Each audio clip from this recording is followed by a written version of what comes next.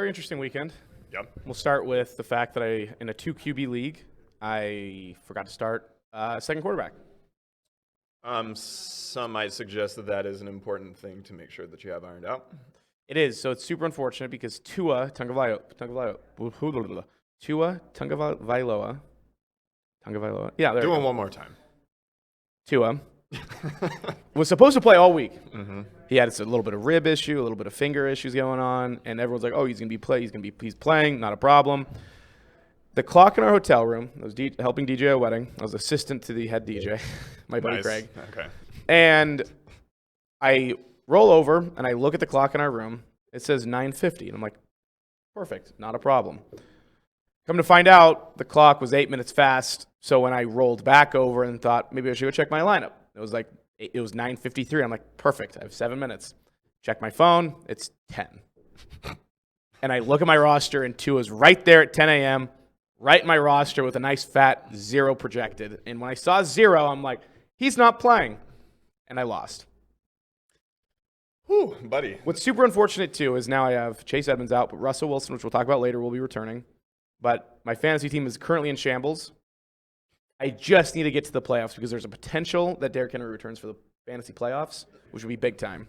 I just have to limp my way to the playoffs. I would not hitch your wagon onto that. I won't either, but it has to happen. The other thing that happened this weekend that was very interesting, this was the first time I'd been to King County. No, I just went to Seattle. I was just in Seattle for something. This is my first time to King County since they mandated that you have to be vaccinated or have a negative COVID test. I'm vaccinated. I had my card and everything, but it was a really interesting experience because I walked into this bar called the Yard House, downtown Seattle, and we're standing there. He's like, "How many?" I said 3, and he said, "Vax card," and I didn't even apply to me, so I started pulling out my ID, and he said, "No Vax card." I'm like, I was completely taken aback. It was super weird, and then I obviously pulled up the photo. I sat down, and I was talking with my buddies. The more actually having that happen to me made me realize how absolutely insane it is that the government is able to tell private businesses who they cannot allow into their restaurant or place of business. And from this side of the state, looking over, you don't really think about it in that way until you actually have it happen to you, and you're like, okay, this is how we're doing this. There are a select few places here in Spokane that do operate that way, but they stick out like sore thumbs because of the rest of the way that the community is structured. And it's their choice, though. That's the biggest difference is it's their choice that they want to do that, but it's still very unique. It's still very different. And so when that happened, I was like, because, again, it was a photo. I literally was like, here it is. And he was like, good. I don't even think they care. Of course, because they, Wait, sorry, did you have the card or did you have a photo of the card? I had the photo of the card. Okay, because I haven't gone anywhere yet, but I was curious if that is a viable... It is viable. Okay.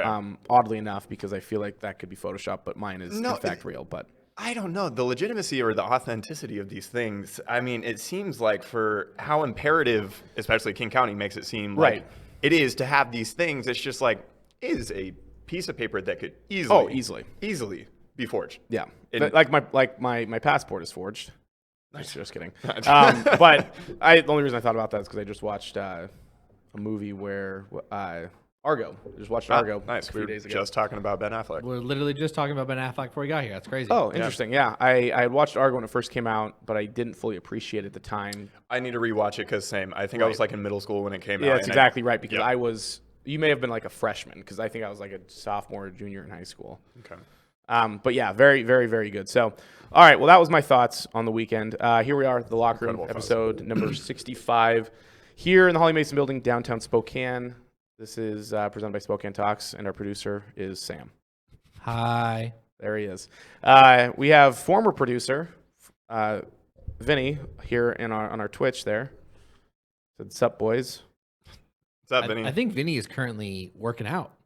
Oh, what do you think? Right. What sort of working out is he doing? He's doing calves, I think he is doing wind sprints. I would love to see that in a wind sprint. I would like to see that wind highlight sprints, video. And then he's going to follow it up by suicides, and I think he's going for a world record deadlift today. Ooh. Yeah. Wow. I'm here for it. Yeah. Also, this Courtney girl keeps following us. I think she's a groupie of ours now. Is that right, Sam? I think it's just a groupie of mine. Oh, nice. Right. Of course. That makes sense. All right, so number 65 players in Mariners and Seahawks history. We're going to start off with The best 65 probably in Mariners history currently is James Paxton. Overall, just based off of all sorts of things. But the current best Mariner who could have a potential to be one of the all-time greats if he stays in Seattle, he's currently a free agent, is Casey Sadler, who holds the record for the most consecutive scoreless innings in Mariners history. Stud. He was also number 65. That's pretty funny. It was so funny because he shows me these beforehand every time, and then you come in and have about the story about this weekend. Oh, right. That's a very good point. With your social endeavors. That's super funny. And I was just like, this is going to be perfect. That is perfect. Yeah, that worked out. So first off, we're talking about Ben well. Affleck, and you guys were talking about it beforehand, and then I just randomly bring up my weekend and the events that transpired. And then all of a sudden, here you guys are just hopping. You were just on that as firing well. on it. You weren't here, but you were. My here. ears have been burning, I guess. Yeah. You were firing on a whole nother intellectual level I don't think we are even aware of. I tell people that all the time, that I'm just on a completely different level, like mentally, than most people. So it's actually really nice to hear someone like confirm those thoughts to me. How does that go for you when you say these things? Not great, but it could be worse. So, yes, number 65. As you know, after you guys just completely attacked me like that. Right. What else do we have going on here? Oh yeah, Seahawks number 65. I've never heard of Edwin Bailey, but he's the highest rated Seahawks player ever to wear number 65. He was a guard. The GOAT, Jermaine Ifedi. Yes, Jermaine Ifedi is in fact number 65, currently on the Chicago Bears, but I think he might be out with an injury. But he also wasn't Patrick Lewis backup center number 65 at one point in time, maybe in like 2016-17 range? He may have been. I do not remember. I know the other 65 that I remembered was Chris Spencer. Ah, yes. Longtime Seahawks center, came in after Robbie Tobeck. Yep. And kind of held it down until... He was pretty solid, yeah. He was very solid, yeah. His name never got mentioned, which is a good thing. Right. After him then came Max Unger, and then now it's been kind of a revolving door of all sorts of different players. Also, I heard the name, or I saw the name on Twitter thrown out this weekend, Bradley Sowell. Do you remember when we tried that? Excuse of a guard out? Yeah, that was bad. That did not work out. I also forgot that we had Luke Jokel at one point. Last season, or 2 seasons ago, yeah. No. Yeah, it was more recent than that. No. 100%. Absolutely not. 100%. It was like 2017. Was it that long? No sooner. No, because 2018 was that year that they had like an uptick in production from their offensive line, and it was like, whoa! It was because we traded for Dwayne Brown. He was there. Tom. He was there right before Dwayne Brown. Anyway, you're wrong. But he never ended up playing left tackle. He always played just guard. Right. The Luke Jokel experiment should never have happened. Actually, that's incorrect. Signing a guy to compete like that is 100% fine. He never should have won the job. Correct. Because that did not go well at all. But nope. Other than that, not a lot of success in the 65s in Seattle sports history. All right, so first off, we're going to be quick about this because I don't have a lot of insight and background on these two programs. But Selection Sunday for the Women's National Tournament, I don't know, they don't call it, obviously, March Madness, but the National NCAA Soccer Tournament, Selection Monday happens today at 1:30. Technically, both Washington State and Gonzaga Women's Soccer have a potential to get an at-large bid into the tournament. Most likely what's going to happen is the Cougs get in and the Zags do not, which is really unfortunate because the Zags have had probably their best season, definitely their best season statistically, their most wins they've ever had, but a little too strong in the top for them to make it. But Washington State, all the current projections I've seen have them making it, which is pretty cool for them. It's just nice to see, in general, success in the area, I think is the best way to put that. Both programs historically have not been super special. They've had great seasons over the last couple of years. Both are growing and getting better. So we'll see what happens. Like I said, that happens at 1:30.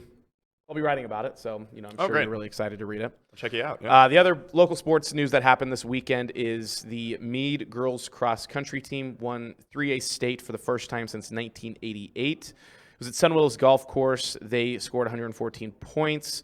And they were led by Alana Parker and Charlotte Cullen, who grabbed the last spot on the podium, finished 20th. A bunch of girls. They were the only team to have 5 runners finish within the top 60, and the Mead boys finished 3rd, taking home their first trophy in over a decade. So Mead cross country, Mead running in Spokane, as usual, does pretty well at the state tournament level. All right. Moving on to, well, actually, we won't go pros quite yet. So, Zags start Tuesday, or technically they start Saturday because they're going to beat Dixie State tomorrow. I would hope so. That would be a rough start to the season, to say the least. Right. That would be horrible. Could you imagine, like, just entertain it for just one moment? Like, what would that do for their credibility and everything that they've worked over the past 20 years to build at? Yeah. Actually, in a sick, twisted way, I'd kind of like to see it happen just for the chaos, but it's not going to. It's not going to, but I wonder what the line is. 20 plus? What? Give me a number. Give me an exact number. See if they have betting odds. 22.5.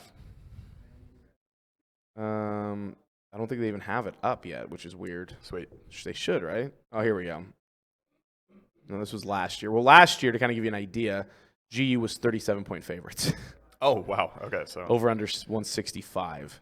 That's wild because that means that they would have projected the Zags to score like 100 points and Dixie State to only score like 60. So not great, but that's super funny. Yeah, so they play, again, tomorrow against Dixie State. They'll win, but the big game is Saturday against number 5 Texas at home.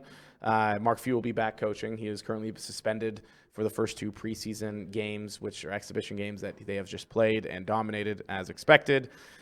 And then tomorrow he will also be suspended. Brian Michelson, assistant coach, longtime assistant coach, former actual player, will be at the helm again. Here we go. Vinny has a couple questions here for us. He said he's on the Treddy all day, baby. He'll be here until 5 p.m. Nice. Sam? Yeah. Thoughts on the word Treddy? Big Treddy fan. Always been a Treddy fan. Will forever be a Treddy fan. Will die a Treddy fan. We did talk about, or you guys talked about before the show, about the whole Travis Scott thing. He said thoughts on Travis Scott killing 8 people. Not quite like that. I just found out that Drake was there, so yeah, fun fact. Wasn't up to and speed. Yeah, pretty interesting stuff. And he's got a hot take in there. Yeah, he says, when will this town understand Gonzaga will never win a championship? Oh, that's not even the hot take I was talking about. Few should have been fired. Yeah. I think he's lying. Also, okay, yeah. To be fair, do you he's know what that 100% looked joking. like? Just like the response to DUI, everything that kind of happened, internally with that? I don't think there was much to it. It really? I don't pretty think cut so. and dry. I think, yeah. I think they got all their PR stops out and ended up just... Okay, I was just curious I don't if there think was something more to it. Not as far as I know, Okay. not that I've heard or seen. I mean, we kind of talked about this already. I think people don't like to realize how many DUIs actually happen and how many people that you probably associate with have DUIs. Well, also additionally, Not defending DUIs and saying like it's okay to get them, but I Right. think people would be surprised. but also It's significantly more common than I think people realize. Right. Yes. Right. It's also, I mean, any sensible person will own up and recognize the fact that they, had they been unfortunate enough to be pulled over or stopped, could have gotten a DUI at many points in their life, especially early 20s once you start drinking, if you're a social butterfly. Right. So, I agree. It is pretty common. I wonder what would have happened had it been in Washington. That's the only thing. I just wonder if it would have played out any differently. Sam, did our internet go down? Yes, it did. Nice. So people watching this later, our internet died. Yeah. It's a good time. Hey. You love to see it. Walking here. Yep. We are still recording though, so feel free to keep going. The odds of the internet coming back during the show, whoa. Nice. Sick. Love it. I would say I'll fix it, but There's I nothing you do do. not work Hey, for them. don't even worry about it. There's dog. nothing you can do. All right, well, we'll fly through some of this because there's not a ton of stuff that I have here anyway. So I do want to talk about Matt Santangelo leaving Hoopfest for a second. You did ask about it before the show. Very surprising, kind of out of the blue. I ran into him at the park, just walking through Riverfront, actually, like 3 weeks ago, maybe a month ago now. And I don't want to say he seemed a little bit different, but like he seemed not quite. I've talked with Santangelo a lot. He was kind of my boss, I guess, when I interned for Hoopfest. But he seemed just a little different. And so maybe there were a lot of discussions happening internally and figuring out exactly what his next steps are going to be. Sure. The amount of backlash that he and the organization got for potentially not giving refunds after Hoopfest was canceled for the second straight year was really surprising. Did you read? You saw? I'm guessing you saw the headlines on Facebook and Twitter about Santangelo leaving. Did you read through the comments at all? I did not know. So, Real quick. yeah. Just gonna cut the stream so you guys know. All right. Okay. We'll keep this bad boy recording. Yeah. So no, I did not. I didn't sift through anymore. So I read through the comments, and the amount of people who were saying like, "Good, that's what he gets for being so greedy," and "Good, hope that Hoopfest goes back to its community building roots," and things like that. And I'm like, I don't think you quite understand how nonprofits work. This is now the second straight year that Hoopfest had $0 coming into their organization because Hoopfest doesn't just do Hoopfest. The nonprofit organization also runs many nonprofits, and by nonprofits, I mean they put on a lot of nonprofit events. They build basketball courts. They host 3-on-3 tournaments outside of actual Hoopfest, and none of those happened. None of those money-making opportunities happened over the last 2 years. So it was really surprising to see the community turn on a pretty impressive member of the community. I mean, Matt Santangelo was one of the first big-time players at GU to help them make the NCAA tournament. So my thought in general on this is how quickly people turn on other people based off of wrong inferences taken from situations. Mm-hmm. I just think it's not understanding the full scope of what it is that they're upset about. It again goes back to this whole idea of social media completely ripping people apart. Yeah. And because they see the headlines saying Hoopfest not allowing refunds, and that's all that a news organization might say, that gets sent out on a tweet. Nobody reads it. It gets retweeted all over the place, and everyone's like, wow, what a bunch of douchebags. Can't believe that they would do that. Yet, it obviously is much deeper than that. So, best of luck for Santangelo moving forward. He was actually the commentator on the Zags broadcast on Saturday. Oh, really? I don't know where Morrison's at. I didn't listen to the first game on the radio, but Santangelo was doing play-by-play, or he was commentating for Tom Hudson on the radio, which he did a couple years ago before Morrison. So hopefully keeps doing there. So the other thing I want to talk about is some Seahawks stuff. This is where I think things are going to get interesting. Thoughts on the OBJ rumors saying that the Saints, the Niners, and the Seahawks are three of the most likely teams that OBJ either wants to play for or will be picked up by on waivers, with the Seahawks being potentially his most favored place that he wants to play.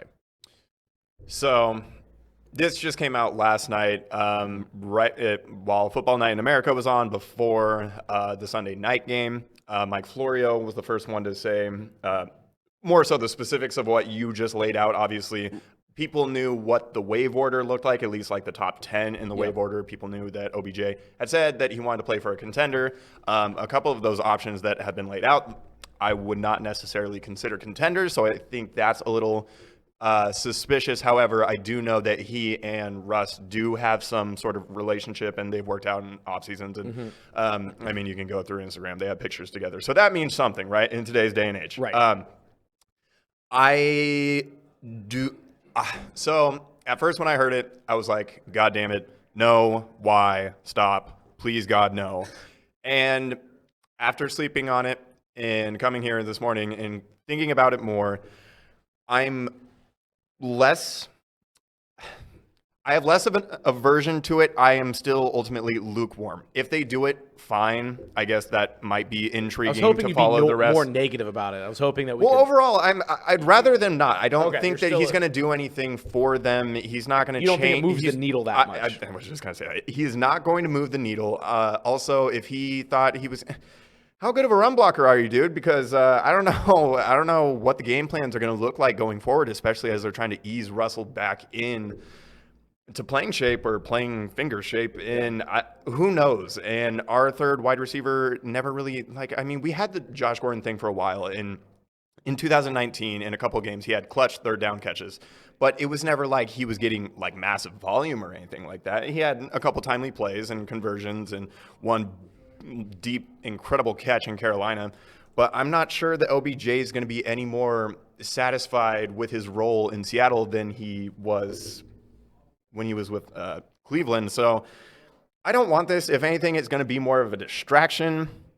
But then I think about it, well, if this season's a lost cause anyway, will a distraction at least be entertaining from a fan perspective? It'll definitely be entertaining. I mean, it could appease Russell, because I almost guarantee that Russell is championing for this to become a reality. Right. And so if you're playing the long game and you look at what life is like without Aaron Rodgers for the Green Bay Packers and say, oh, that looks pretty bad, maybe we should keep our quarterback happy, right, then maybe you do it. But I don't know. If he comes in, he's going to have to totally reset his expectations of what his role is going to be.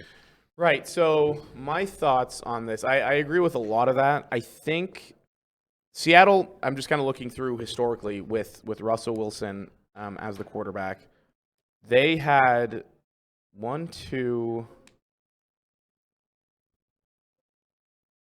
maybe 2 years of his 10 where they've actually had a competent third wide receiver. There's 2 again. I mean, I'm thinking like Sidney Rice, Golden Tate, Doug Baldwin. Is that like the era that you're talking about? Or yeah, what that's are the probably names? the best. Yeah, and then after that, it was. Jermaine. It was Jermaine Kearse, Doug Baldwin, Tyler Lockett for a year or 2, maybe 2. And so he hasn't really had that. And then Josh Gordon experiment, which was nice because he had a couple big time catches. My thoughts on this are, if Russell Wilson wants it, you do a lot to try and make it happen. Yeah. The reasons for that, you look at what Antonio Brown has done in Tampa. Mm-hmm. Has he had any problems off the field? Has he been successful on the field? No. Oh yeah. And he just has been hurt the last couple weeks, and that happens. OBJ is in a similar boat. Doesn't have off-field issues. He's just a diva. Yeah. And he has kind of probably similar injury issues to Antonio Brown at this point in their careers. But both are highly talented, as in arguably top 5 pure talent. I think OBJ has the ball skills, the speed, the route running, and the after the catch ability to argue top 5 pure ability. Now, has he translated that over the last couple seasons? No. Did he? Yes. He was a top 5 wide receiver first couple of years in New York based off of how they were using him. Now, if Russell Wilson wants him, you see what has happened over the last 3 games without Russell Wilson. They've gone 1-2. With Russell Wilson, they win those games based off of what the rest of the roster was doing. You see what happened to a Packers team without Aaron Rodgers. You see consistently every week teams that don't have a top 5 quarterback, what happens. So if you want Russell Wilson to be here long term, and maybe you don't. Maybe there are people out there who don't. I know we've had this conversation, as far as how much further do we want to go with this current coaching staff, with this current lineup roster. If you want it to work, this is the best way for it to be done, is at least make a run. Now, if he gets picked up on waivers by someone above Seattle, so be it. But I don't think that's going to happen because of the way that Cleveland structured his contract to get him out of Cleveland was actually super friendly to OBJ.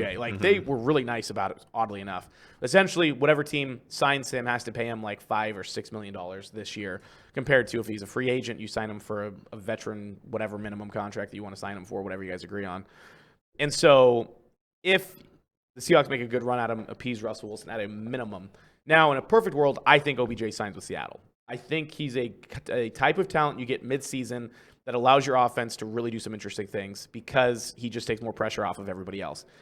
Now, the Seahawks offense runs a lot of 2 tight end sets with Shane Waldron based off of what was going on in LA and what he brings to the Seattle offense. But I think you make exceptions.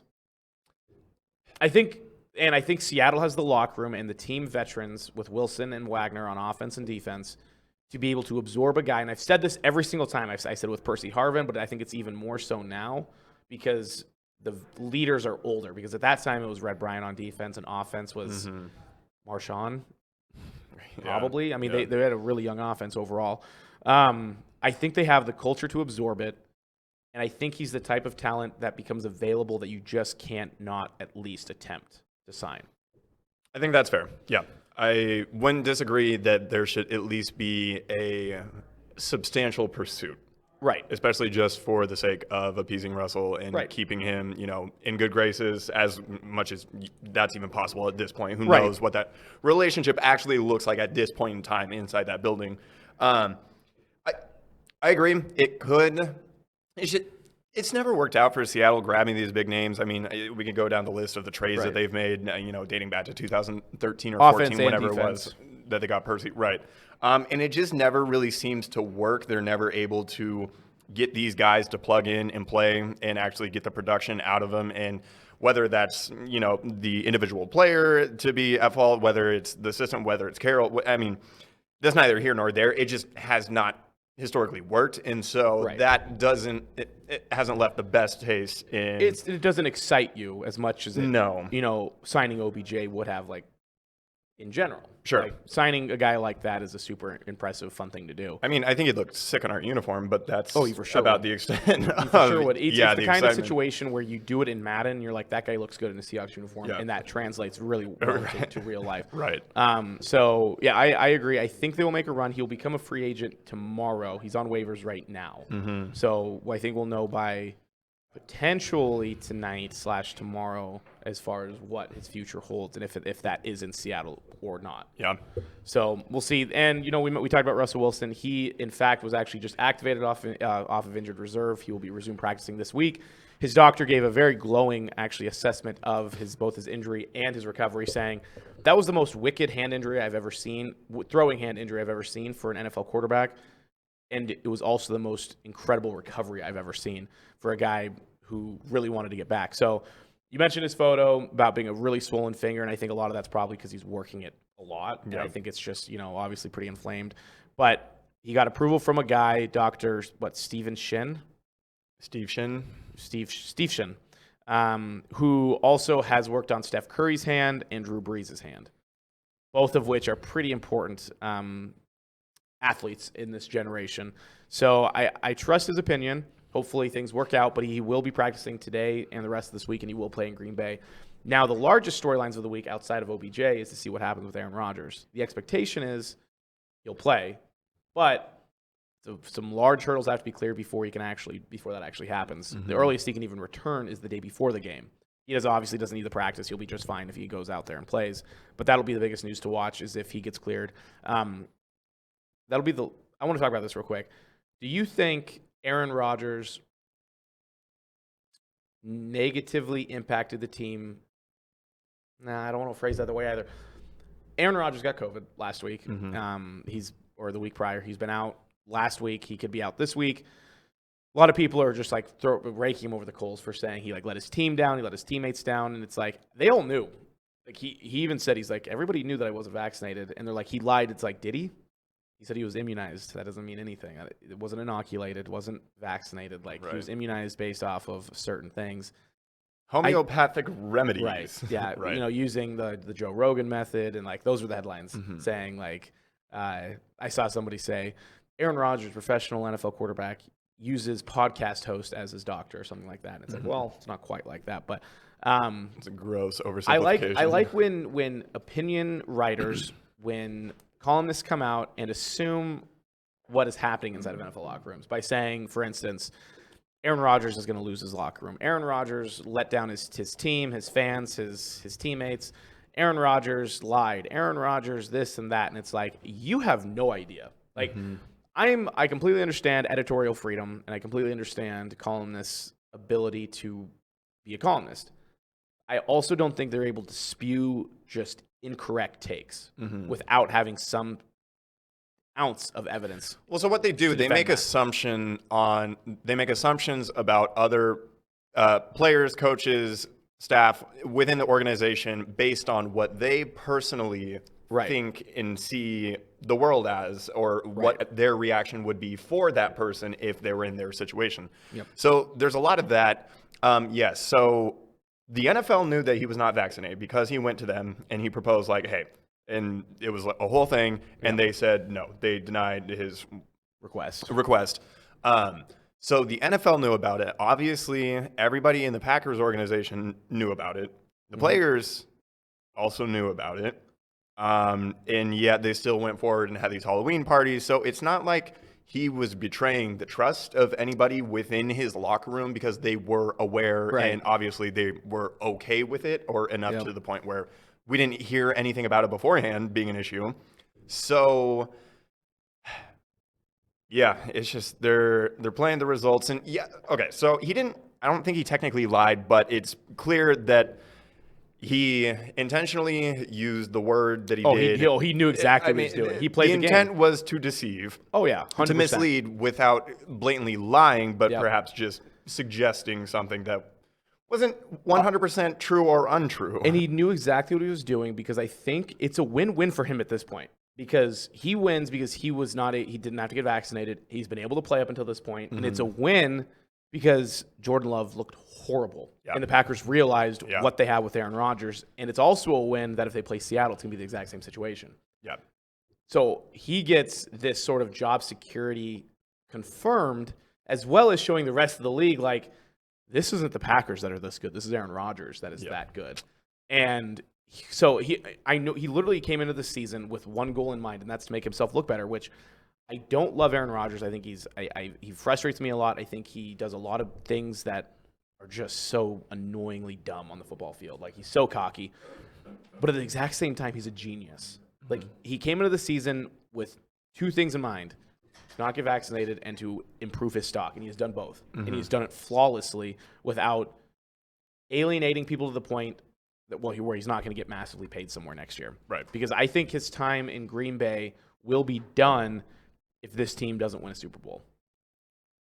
Yeah. And he finds a better situation on the open market. He will be a free agent after the season. I can almost guarantee it. Now, will he come back potentially?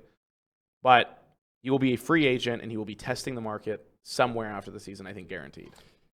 Yes. I'm not sure whether a Super Bowl victory or lack of one. Is the I'm not deciding sure factor. which one is going to usher him out the door quicker. I'll be curious to see that. However, I did want to comment on one more thing. As you were talking about how he is a genius in his entire career, ever since we had some understanding of what his personality is and how he is and how he thinks, the media has always appreciated and noted his intellect, that he was a very thoughtful individual thinker, and they always promoted these things. They always were, they celebrated his mind, basically. His hosting of Jeopardy. Until this happens, and now all just the ridiculous Unraveled. nonsense, and the association with Joe Rogan because he had a conversation with him, and Right. just all these things, and it's just so funny how that turns just based on one result of one test. And it's super funny, too, based off of, like, how I don't know how Rogan became, like, this national, beating a dead horse. Like, he took ivermectin, and he's taking horse tranquilizer. And it's like, well, what it is it's, again, it goes back to this entire media stronghold. It's because Joe Rogan's anti-media, Right. anti-mass media. Oh, yeah. And it's so obvious, and people are so offended, and they're scared of a guy like Rogan, really pointing out the things that actually happen. And it's crazy because CNN has doubled down on that whole ivermectin thing. Like, he's taking horse tranquilizer. And it's like, They made themselves look really stupid. And they continue to do so. They just said it again. They look really bad. They look really bad. Every single media company is continuing. And I'm not saying ivermectin is a treatment or a cure for COVID. That's not what I'm saying at all. But they're saying that ivermectin is dangerous to take for humans. And it's like, that is incorrect. That is 100%. That has been incorrect for a long time. I mean, it's super interesting. Like, the amount of stuff we could talk about that relates back and is foundationally held in the media being this overly aggressive and virtue signaling agencies is actually becoming more and more common and more upsetting if you think about it from a perspective of our society. Well, and the absurdity of it, too, has gotten to a point where it's become so blatantly obvious to any person that really cares, think, or just like kind of take what they're seeing and consuming and kind of understand it in the greater context of what is going on within our society and all the moving pieces is just like, okay, this is pretty evident. Like, they're not even trying to be like, and they're hiding it at this point. And the best part about this entire thing is, I am one of those people. I am in the media. Piece of shit. I know, just garbage trash. And I just put myself out there. I went through all the media law. I went through all of the exactly how we're supposed to do things the proper way, and the things that I see just aren't happening. And especially if we're looking at it from a sports perspective, like, the amount of things that have been changed over the last 10 years just because of Twitter and Facebook and social media has really impacted the way that reporters are able to cover sports. And it also, again, goes back to the whole columnist aspect. You're getting these, I use the word virtue signal, but activist writers, essentially. You're getting journalists who see themselves that they're supposed to provide the correct angle. They are the bar at which we all look up at. Right. And just try because to we have a press operate pass like- and we can walk on a basketball court. Yeah. Or we can walk on a field. And that's not how it goes. So much of when I write about stuff that I might not agree with, and it's decently common, when someone says something or there's an event or whatever, like, I don't care. Like, that's not my job to determine what's right and what's wrong. And you get these people in the media who are determining what Aaron Rodgers did, if it's right or wrong. And it's like, that's not your job. Right. Your job is to say, this is what he did. Now you, the person who is consuming what I am writing, that is up to you to decide. Right. And I'm deciding as a consumer of what these people are writing, what he did is funny, because I think it's hilarious that he used the word inoculized or immunized. And I think that's hilarious. I think it's incredibly intelligent. Would you say something, Sam, or did you just clear your throat? I just cleared my throat. And I think it's so calculated that it's impressive. I think so too, and that's what we opened the show last week, and hilarious is the word that takes charge for me, because I just, anytime someone stirs the pot and gets all of these people that just blue check marks, people say. Yeah, sit in front of their lights and their cameras, and they get on TV, or they're writing on whatever digital platform. Yeah, sure, behind a paywall. To get their panties up in a bunch. In all of them, across the board. This was universal. It triggered fast and hard. Piss.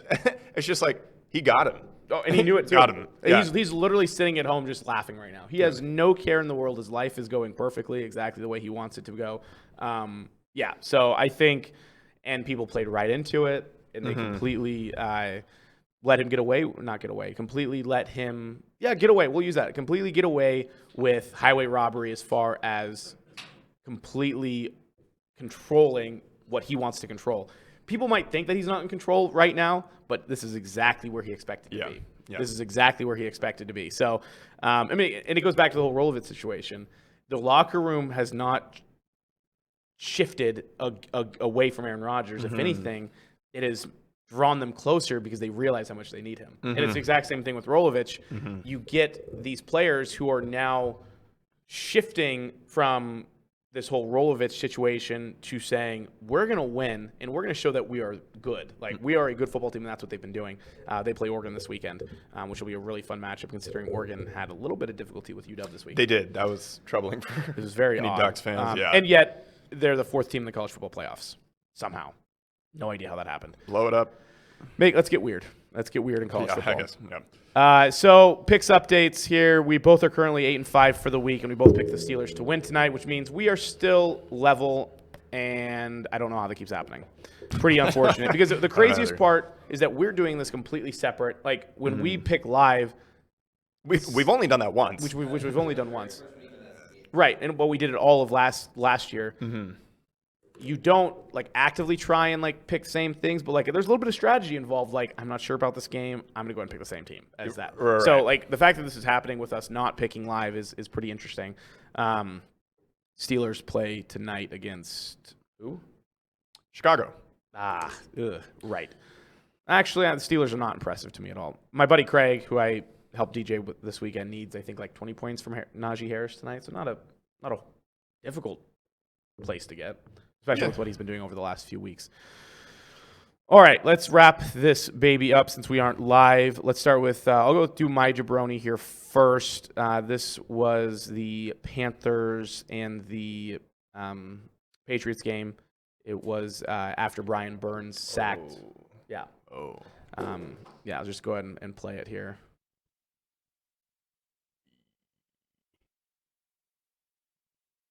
It's kind of hard to see, but essentially what happens is he was sacked by Brian Burns, forced a fumble.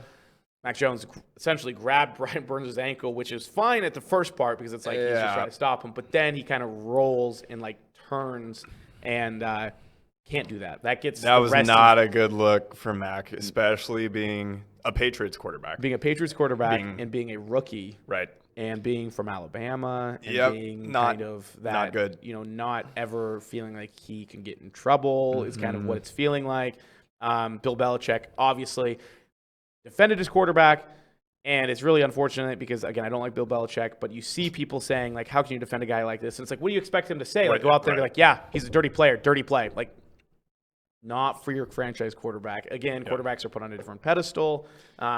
It's just the way things are. Just the way things are. Not a good play, not a good look. People are going to forget about it in a couple weeks. He was afterward. pissed. Well, yeah, I mean, it's a potential. I mean, Chris Carson, that almost happened last year, or maybe the year before. Yeah, it was last year. The Rams? Nope, Cowboys. Oh, it was the Cowboys. It was the guy from, like, I think it was TCU. Yep. Who should have been a serious injury. I was like, his season's over. Yep. Ended up coming back next week. But, not a good look. Don't do that. He is my jabroni of the week. Yeah, that was a good one. I didn't like to see that from Mac either. No, I've really liked. you I've enjoyed watching Mac so far this year. So I got two because I mean the Raiders just never cease to Raider apparently. So their cornerback. I didn't read the entire story, but the headline I feel like is enough just with what's already happened in the past like 4 weeks for them. But he was waving a gun and threatening to kill Raiders fans that were talking shite in his DMs. So he took a video, and you can see he's got a gun. Can't really make it out. That Sam, what kind of gun? I'm going to call it a real gun. Thank you. Okay, good. Anyway, that's my researched opinion. I don't know. Just the lack of awareness of what it is that's been going on within that organization for the past month, and then to just decide to do that because you actually let somebody in your DMs like upset you that much. Right. Hey, Deshaun Jackson's going there. Yeah, true. Yeah, I'm sure that'll end really well too. I mean, let's get weird in Vegas. Well, that's now that yeah. Let's continue to do weird things. That's a whole other level of getting trolled. Right, isn't it? How do you get that mad? Triggered. Yeah. Again, literally triggered. Nice. Yep. Also, heading back to the Dell conversation, some Baltimore Ravens wide receivers were wearing actually they were the Vikings wide receivers, Justin Jefferson being one of them, wearing some really stupid shirts pregame on Sunday saying "Free Odell." I feel like I don't have to explain this. Yeah. But just take it for what it is. A little late here, folks. These guys should all have consultants, especially NBA players. But these guys should really have consultants be like, okay, I'm doing this because I think it's cool because of, the culture that I'm a part of. And, this seems like the thing to do, blah, blah, blah, whatever the reasoning is. And just have somebody that's like, hey, but what if you thought about this perspective? Right. So, yeah. Free super somebody funny. Who's already. Oh, and yeah, should probably tie LeBron James into it because he said free OBJ on Twitter. Right. And LeBron James is a Browns/Cowboys fan. Yes, somehow that works. Yes. So both of those, I noticed the tweets are from Barstool. Didn't something happen with Dave Portnoy a couple of days ago? Yeah, there was a big hit piece that was put out on him saying that he sexually assaulted / I don't know if it was considered. Well, I don't think it was considered. I literally saw it was like Dave Portnoy under fire, and I was like, I don't care enough to read the rest of this. I've been he put two together. It was like 12 minutes of video, but 2 videos out just talking about it, addressing it. He's like, my lawyer is telling me not to say anything. Fuck that. As usual, I'm gonna say everything. Anyway, there's a lot of fraudulent activity that with is it the CEO of Business Insider? There's a lot of weird stuff. There's a lot of fishy stuff. It gets deep, and Penn, the partnership between Penn and the other things that are going on as far as the stocks, and they also offered a discounted rate for their monthly subscription and put the story behind a paywall and then promoted it, being like, hey, come read this. Come read this. Yeah. All this great content, including this piece on Dave Portnoy. And then they started reaching out to Barstool employees after and during the piece, pressuring the women employees at Barstool to say he's done things, he's done bad things to you, right? Right. And so one of the female employees who's higher up, because their CEO's a female, but it's not her. It's the head of one of the departments at Barstool. And she's like, I've been not threatened, but I've been harassed by a business insider, one of the writers by saying he's done stuff, and she would be like, no. And they're like, you can be honest with us. We know he's done things to you. And she's like, no, he hasn't. He's been great. Everything that people say about him isn't correct. And they continue just to be in her DMs. And it's Jesus, It goes back to this activist writing where they follow what they want to follow, not what's actually there. So we'll see. Obviously, we'll let everything play out, but so far, based off of what I have read, what I have seen, not there just aren't from any Dave, grounds but or from a lot of basis things. for Right. the accusations or the allegations. Also, his frozen pizza sales skyrocketed Oh this my weekend. god! I can't. I want to find them because they only are sold at Walmart. I know. Enough. I know. Have you guys tried it? No, I haven't either. It's The not enough reviews- of a poll to get me in a Walmart. Right, but- exactly. The reviews though have people are saying it's the best frozen pizza, which is DiGiorno has Yeah, I was something like, to say, I'm DiGiorno's sure. the king. There's no way it beats out DiGiorno. Right? Right, So I can't we'll have imagine to it does. see. They look very Hey, basic. You guys should go to Walmart after the show for lunch and see if you can find it. Maybe. Yeah, let's go eat a frozen pizza. There you go. That could I work. like it. All right, this day in sports, a really bad, stupid day. There's just nothing going on Bad day. on November 8th. A lot of just sports things, but the two most interesting things I could find. This day in 1970, Tom Dempsey of the Saints kicks a then NFL record 63-yard field goal. Pretty impressive. That was a thing. 50 years ago, 63-yard kick's long. Yeah, It's a it long is. kick. And then in 1997, the Tampa Bay Devil Rays named their first manager Larry Rothschild. The reason I wanted to bring this up is to complain about the fact that there was a time in MLB's history where Devil Ray was too offensive to people, and they had to take the devil out of it just to name them Rays. And I wanted to bring that up because that, at the time, upset me, but now when I think back, how idiotic that is. That they were forced to take devil out of their name. I think baseball and the MLB's history is held to a different standard because of things that have happened within, that league. That's all that I would say on that. Yep. But yeah, no, stupid. Very the Washington stupid. Bullets becoming the Wizards. Right. Yeah, Bullets are too that's dangerous. And then right. Gilbert Arenas shoots himself in the leg. And Alec Baldwin. Yep. And do you see Alec Baldwin wants there to be full-time cops on sets of movie scenes to check weapons? Wow. I saw that, and then The Rock said he is going to have no more, actual, whether they are a prop gun or not, no more real guns on any of his movie sets moving forward. Is this the only time in modern history that this has happened? I think No. it's the second time. It's the second time, right? It happened in The Crow. The big one in the With 90s, right? Bruce Lee's kid. Yeah. Oh my God! Yeah. Okay. But I think those are That the was only like, times. I think those, as far as I'm aware, are the only two times in Someone's semi-recent died. history. Yes. And someone's died. So Yes. that's twice in 30 years? Yes. Okay. To be fair, it is something that probably should not have happened at all. Oh, 100%. There's no But- such thing as an accidental shooting. Let's be honest here.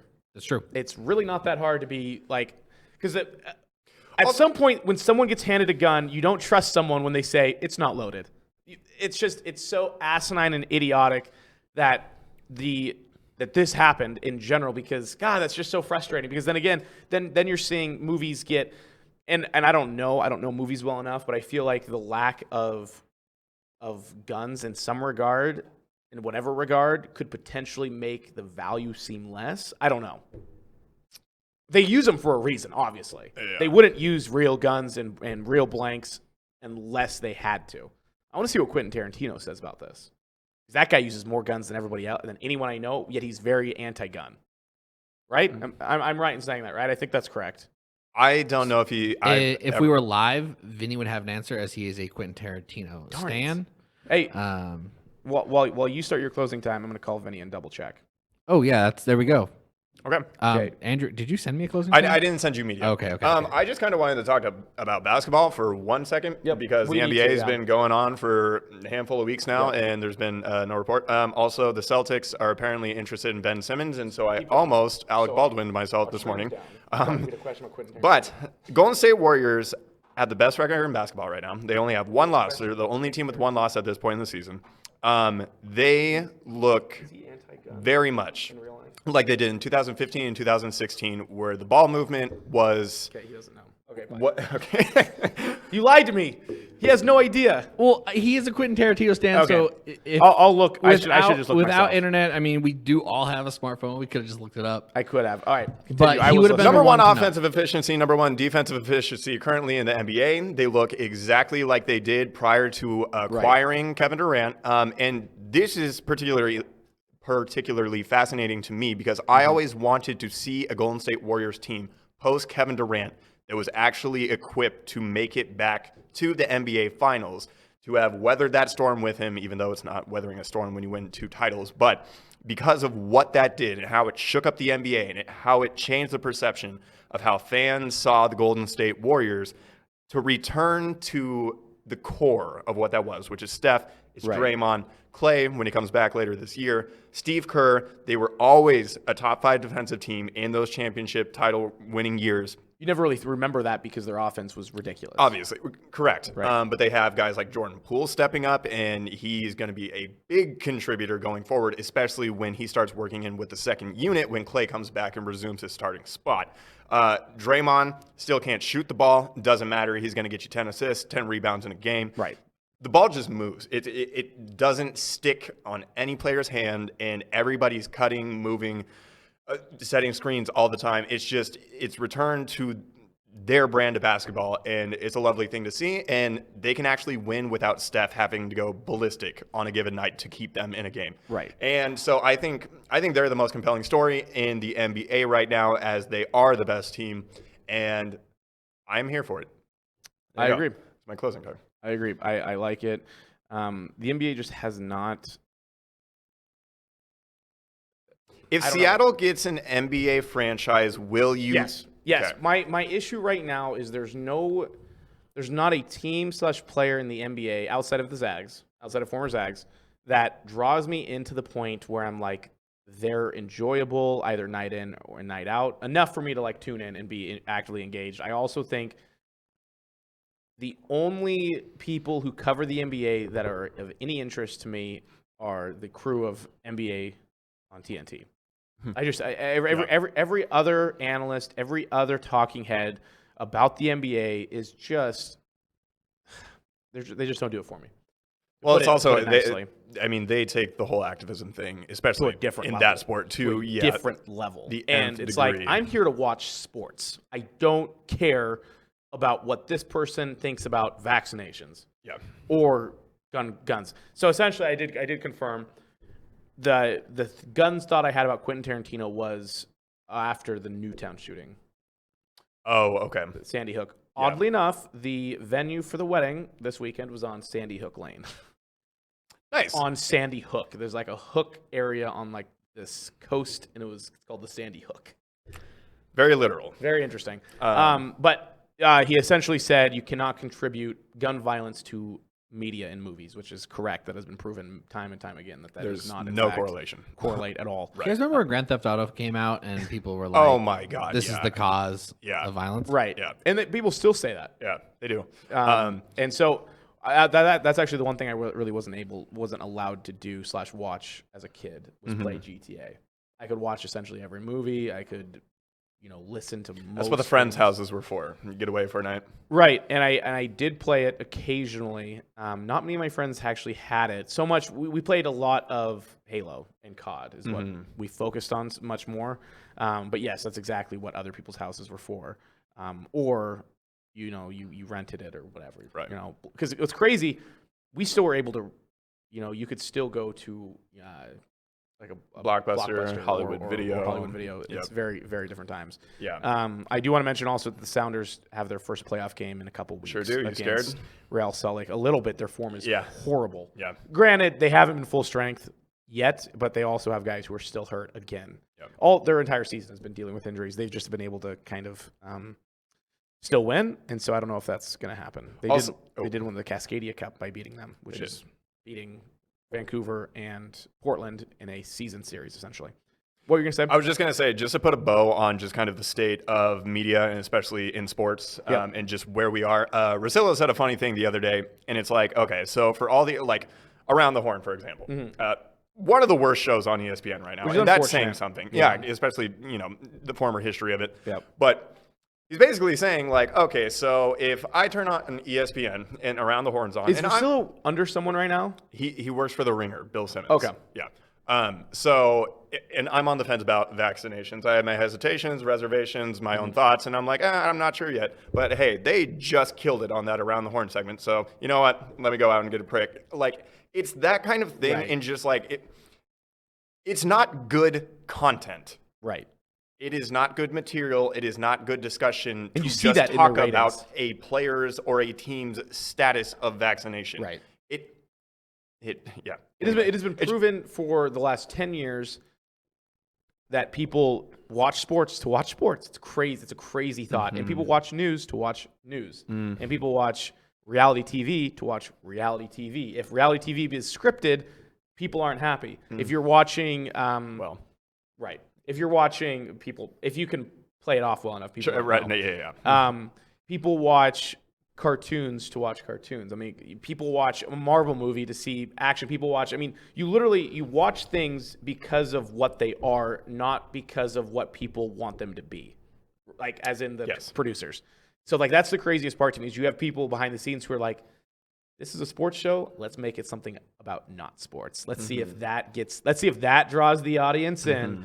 And it's idiotic because you see ESPN having issues. I mean, they're having a lot of issues. They're cutting all their top-end talent. They're cutting shows. They're changing shows. Dude, I mean, it's sad because you have Mike Greenberg, who is the head of, basically every show possible at this point at ESPN, and he on his own personal Twitter account is tweeting out a stat uptick for Get Up and promoting that. Like, the fact that he actually feels compelled to do that sort of thing. Right. It's sad. It is sad. Sad state of media for sure. My closing time, very quick, will end with a nice need of the mouth. I was speaking to with all the clinch and the grab. Play that again. I was speaking to with all the clinch and the grab. I like how this is what you chose, not the one where the guy's face looked like it melted off. I saw that. I couldn't find the photo that quickly, but I did see that photo on that. It looks like the guy from the first Men in Black. Yeah. Looks just like that. Kind of does. MMA, UFC, very fun. I struggle to find myself sitting down and watching a couple hours of it, especially at the highest level because they're all so good that it's rare to see big things like that happening. I feel like you got to watch the ones where people are fighting to get into the UFC. Right. Where where stuff really comes off the rails. Right. So I mean, blood everywhere. Yeah. Or you just watch a Diaz fight. But that was my closing time. So I don't know what's wrong with the internet. The Xfinity is having problems, obviously, because it's down across all devices here. So we'll post this in its entirety. You know who's not having problems? LuckyBird. Shout out. Shoot. Yeah. Yeah, LuckyBird's not having problems. Can you explain to me what they're, what's so great about them? First, I do want to talk about another company you saw the Zillow news that like Zillow's shutting down like their home buying whatever thing. I did not actually know. So it's a big deal. Like a bunch of homes are going to be falling into like realtors' hands or something like that. Wow. But who's going to be really important in that time of transition will be Windermere Services Mountain West. They proudly service over 60 Windermere offices in Eastern Washington, Idaho, Eastern Oregon, and Montana. They are all in for their local communities. At Windermere Services Mountain West, relationships are the foundation of their business. Their mission is to be successful, team-oriented real estate professionals committed to exceeding expectations through exceptional customer service. They are Windermere. Windermere Services Mountain West is committed to the communities in which they live and work. They are all in for us. Windermere Services Mountain West, who could, I'm sure, utilize a great digital marketing team. Right. Who's always relevant regardless of the state of real estate, and that is LuckyBird, Spokane-based e-commerce and digital marketing company dedicated to helping local companies scale in the online world of e-commerce and digital marketing. Visit luckybirdbrands.com to have a down-to-earth, no-pressure conversation about your digital marketing and e-commerce strategies. What a way to end the show. What an awesome way to end the show. This week, busy week, potential OBJ to the Seahawks. Russell Wilson will be making his return this weekend. Gonzaga has their first game. A lot of stuff going on. We will see you back here again next Monday where we will have the results of that Seahawks-Packers game as well as the result of the number 1 Gonzaga against number 5 Texas. We'll see you next week. And the Celtics are not going to trade for Ben Simmons.